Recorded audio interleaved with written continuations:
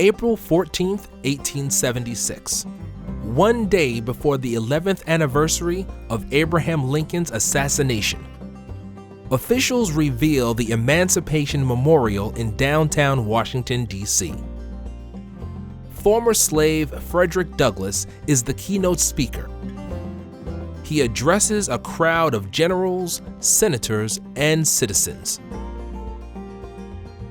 Douglass gives his honest opinion about Lincoln. He was preeminently the white man's president, he says, entirely devoted to the welfare of white men. The crowd may have gasped, but Douglass went on to get a standing ovation because of what he added and who he was.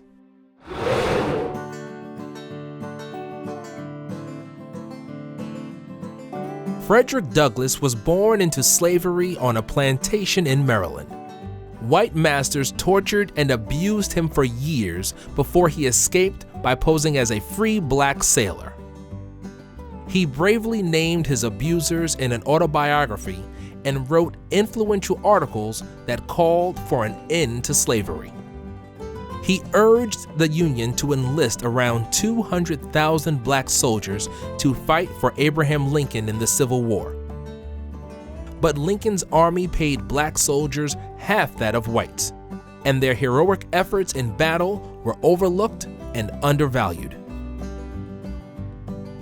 In 1863, Douglass journeyed to Washington to meet Lincoln to fix this. He had no appointment, but Lincoln called him in without waiting. This first meeting started a relationship between the two men of deep respect. Douglass helped turn a nation and a president towards abolition and racial equality.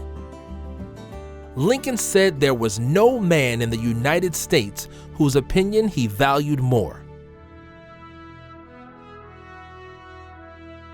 In front of the Emancipation statue, 11 years after Lincoln's death, Douglass daringly painted a full, if critical, picture of Lincoln. Though Mr. Lincoln shared the prejudices of his white fellow countrymen against the Negro, he said, it is hardly necessary to say that in his heart of hearts he loathed and hated slavery. Douglass fought for African American rights for the rest of his life.